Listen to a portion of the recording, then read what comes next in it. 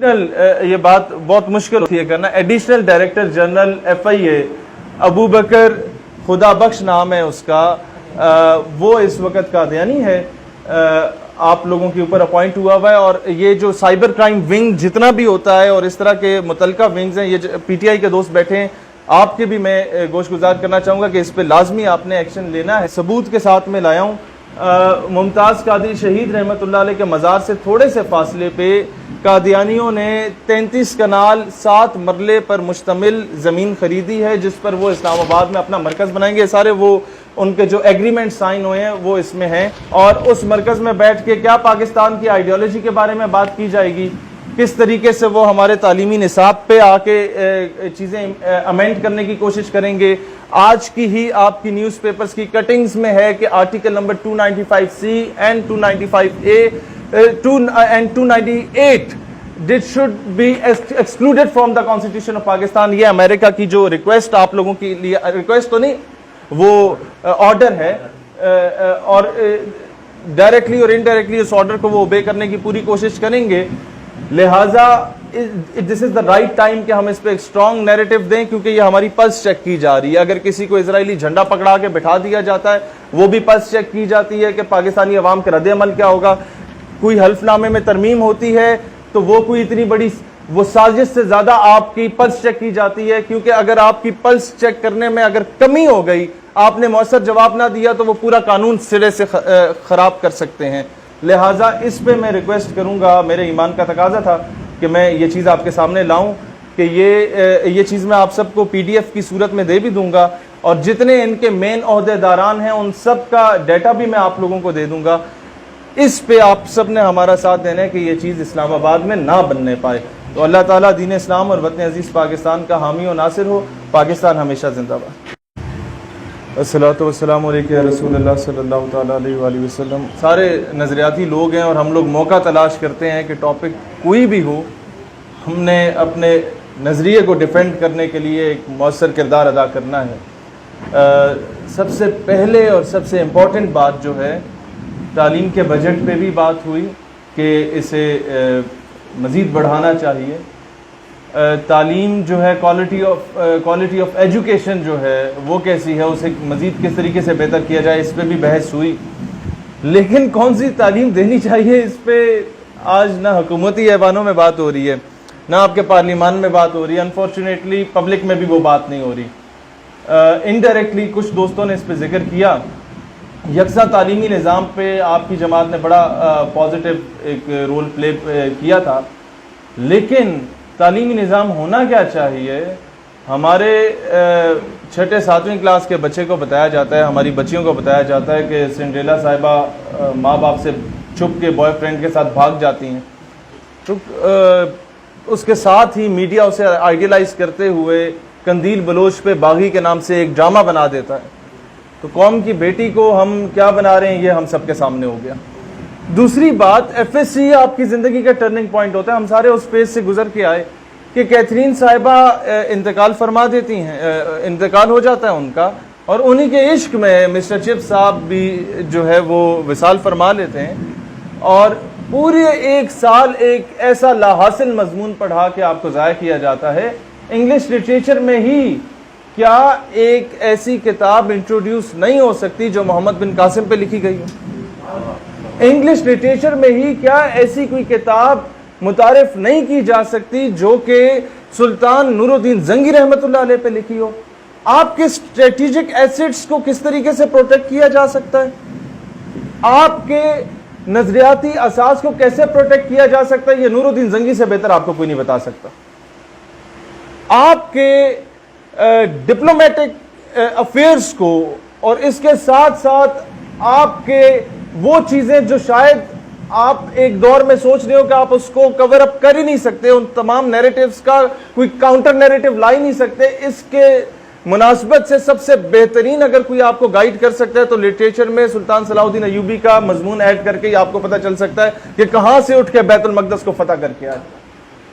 اسی طریقے سے تعلیمی نصاب کو میں آج سمجھتا ہوں کہ اس اعلامیہ کا حصہ بنایا جائے.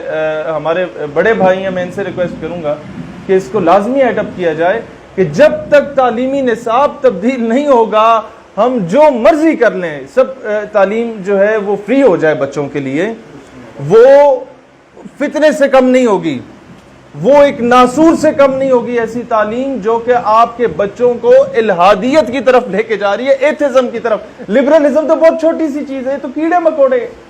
سیکولرزم بھی ایک کیڑا ہے، جو اس کی ماں بیٹھی ہوئی ہے اوپر، جو ان کیڑوں کو جنم دے رہی ہے، وہ تو ایتھزم ہے۔ بچوں کو اس طرف لے کے جایا جا رہا ہے۔ 80s اور 90s میں آپ اگر بزرگوں سے پوچھیں تو آپ کو بتائیں گے تعلیمی اداروں میں اس کو فیشن سمجھا جاتا تھا کہ آپ اسلام پہ اعتراض کریں، سوالات کریں، تو اس کا کاؤنٹر نیریٹو کون آ کے دے گا؟ اس پہ کوئی بورڈ نہیں بنایا گیا آج تک، نمبر 1۔ نمبر 2، فیس سٹرکچر پہ بات ہوئی، میں نہیں اسے ریپیٹ نہیں کرنا چاہوں گا۔ آپ نے ایک ذکر کیا، ہمارے TLP کے دوست تھے، بیوروکریسی سے ریلیٹڈ، میں اس پہ ایک بات کرنا چاہوں گا۔ ایڈیشنل، یہ بات بہت مشکل ہوتی ہے کرنا، ایڈیشنل ڈائریکٹر جنرل FIA ابو بکر خدا بخش نام ہے اس کا، وہ اس وقت قادیانی ہے، آپ لوگوں کے اوپر اپوائنٹ ہوا ہوا ہے، اور یہ جو سائبر کرائم ونگ جتنا بھی ہوتا ہے اور اس طرح کے متعلقہ ونگز ہیں، یہ PTI کے دوست بیٹھے ہیں، آپ کے بھی میں گوش گزار کرنا چاہوں گا کہ اس پہ لازمی آپ نے ایکشن لینا ہے۔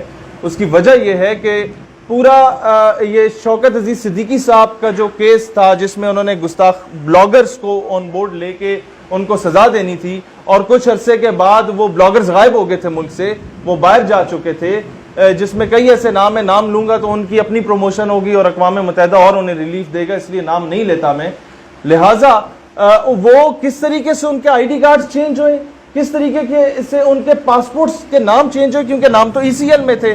یہ ساری چیزیں کون سے لوگ اداروں میں بیٹھ کے اور محکمہ میں کر سکتے ہیں، یہ آپ بہتر جانتے ہیں، اور کون سا طبقہ کر سکتا ہے، اور کس طریقے سے وہ اداروں میں انگریس کر چکا ہے کہ ایک DG ہوتا ہے، DG کے بعد سارا اختیار ایڈیشنل DG کو ہی ہوتا ہے، وہ ایک قادیانی بیٹھا ہوا اور اتنے حساس ادارے میں بیٹھا ہوا ہے۔ تو اس پہ میں چاہوں گا کہ آپ لوگ کیمپین سوشل میڈیا پہ چلائیں کہ پاکستان کے جو مقتدر اور حساس ادارے ہیں، ان میں خدارہ آپ قادیانیوں کو، کیونکہ یہ سرٹیفائیڈ ہے کہ they are neither sincere with Islam، minorities کی بات الگ ہے، they were nor they are sincere with Pakistan, مطلب یہ پاکستان کے آئین کو وہ ایک سو کالڈ نوبل پرائز کا جسے دے دیا گیا تھا ماضی میں، اس نے بھی یہی کہا تھا کہ پاکستان کے آئین کو نعوذ باللہ میں جوتے کی نوک پہ رکھتا ہوں۔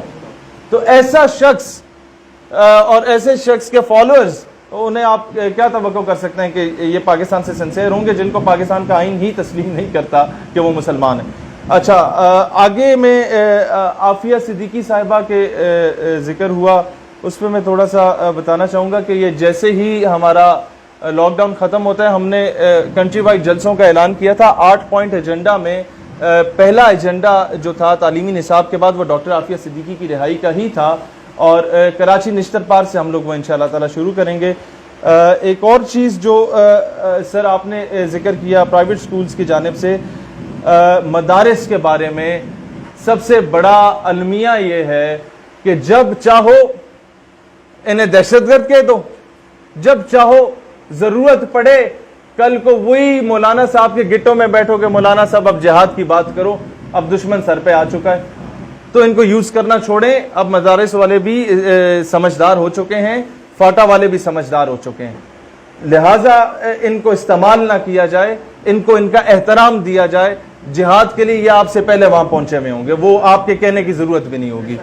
اچھا، تیسری اس کے علاوہ میں ایک چیز ایڈ اپ کرنا چاہتا ہوں، OA لیولز کے جو سکولز ہیں اور اسی سے آگے جو انہی سکول سے مطلب جہاں سے انہیں ایفیلیشن ہے، ان یونیورسٹیز میں پروجیکٹس دیے جاتے ہیں بچوں کو کہ آپ کل چھوٹا بھیم بن کے تشریف لائیں گے۔ اب چھوٹا بھیم کارٹون تو بڑا اچھا لگتا ہے بچوں کے، بڑے اچھے کام کرتا ہے۔ ایکچولی بھیم از اے بھگوان، ہندوؤں کا وہ بھگوان ہے، اور 5th جنریشن وار جس کا ہمارے DG ISPR صاحب کا جو تھے، ایکچولی 5th جنریشن وارفیئر آپ کے نظریاتی اساس پہ حملہ تھا، اور وہ حملہ یہ تھا کہ چھوٹا بھیم اس قوم کا بچہ دیکھ رہا ہے، وہ مارکیٹ میں جاتا ہے تو وہ ڈیکوریشن پیس جو ہیں 20-20 روپے میں چھوٹے بھیم کے مل رہے ہوتے ہیں، وہ اسے اماں ابا سے ریکویسٹ کر کے رونا دھونا کر کے وہ لے لیتا ہے آ کے وہ اپنی ٹی وی کے اوپر رکھ دیتا ہے ڈیکوریشن پیس. اب ہندوؤں نے 20 روپے میں اپنا بھگوان آپ کے گھر میں تو پہنچا دیا, اور کون سی 5th جنریشن وار کی آپ بات کر رہے ہیں. لہٰذا اس چیز کو کنٹرول کرنے کی ضرورت ہے. یہی چیزیں تعلیمی ادارے میں ہمارے انٹروڈیوس کی جا رہی ہیں. مزید تعلیمی نصاب سے سب سے زیادہ شروع میں کچھ دوستوں نے ذکر کیا, 2-3 چیزیں نکالی گئی. نمبر 1 عشق رسول صلی اللہ علیہ وسلم کے ایلیمنٹ کو آہستہ سے نکالا گیا, غازی المدین شہید رحمۃ اللہ علیہ کے ٹاپک کو. نمبر 2 صحابہ کرام اور اہل بیت کی زندگیوں کو, ان کی جرأت مندانہ جو فیصلے ہوا کرتے تھے ان سب کو آہستہ آہستہ نکالا جا رہا ہے. نمبر 3 ماضی میں ایک جھوٹ بولا گیا ہمارے ساتھ کہ مسٹر چپس کو ختم کر دیا گیا, جس پہ ہم نے بڑی خوشی کا بھی اظہار کیا اور کہا گیا کہ رسول اللہ علیہ الصلوۃ والسلام کی زندگی کو انکلوڈ کیا گیا ایف ایس سی میں. بعد میں پتہ چلا کہ وہی مسٹر چپس ہی پڑھایا جا رہا ہے. لہٰذا ابھی اگر یہ اعلان ہوا ہے گورنمنٹ آف پاکستان کی جانب سے کہ قرآن پاک کی تعلیم لازمی ہے, تو اس کو امپلیمنٹ کریں, اس کے نوٹیفیکیشنز برائے مہربانی سامنے لا کے کہیں کہ یہ مسٹر چپس کی طرح ہم نے جھوٹ نہیں بولا آپ کے ساتھ.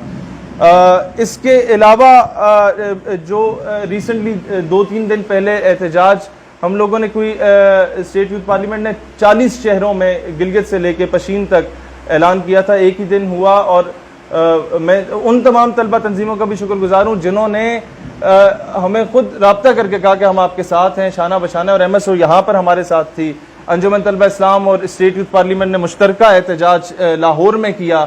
اسی طریقے سے اسلامی جمعیت طلبہ نے بڑا اس پہ مطلب ان ایشوز پہ ہمارا ساتھ دیا. تو یہ کچھ اس طرح کی چیزیں ہیں جو ہم لوگ سارے اس وقت, چاہے ہمارے آئی ایس ایف کے دوست بیٹھے ہیں یا پی ایس ایف کے بیٹھے ہیں, یہ ہم بہتر جانتے ہیں کہ ہم سارے ہیں نظریاتی لوگ الحمدللہ.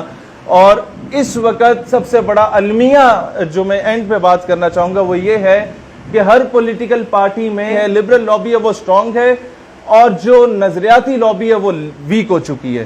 لہٰذا ماضی میں ہمارے بہت اچھے دوست تھے عباسی صاحب ایم ایس ایف کے, جنہوں نے لتاڑ کے رکھ دیا تھا پوری پی ایم ایل این کی جو مین کور کمیٹی تھی اس کو ختم نبوت کے معاملے پہ, اور نظریاتی لوگ اسی جگہ پہ کام آتے ہیں. اسی لیے میں آپ سے بھی درخواست کروں گا, جو آئی ایس ایف کے ہمارے دوست ہیں, پی ٹی آئی چل ہی سوشل میڈیا پہ رہی ہے, جو آپ کہیں گے وہ انہوں نے تسلیم کرنا ہے.